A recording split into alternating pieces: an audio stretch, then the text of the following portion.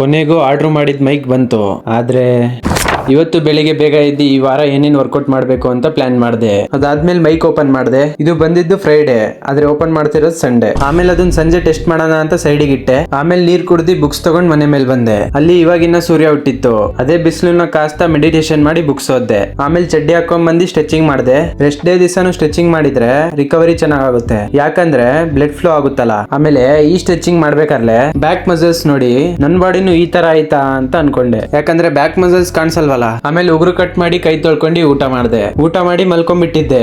ಆಮೇಲೆ ಎದ್ದು ಫ್ರೆಂಡ್ ಜೊತೆಗೆ ಕ್ಯಾರಂ ಬೋರ್ಡ್ ಆಡ್ದೆ. ಆಡಿ ಅವ್ನ್ ಮನೆಗೆ ಹೋದ.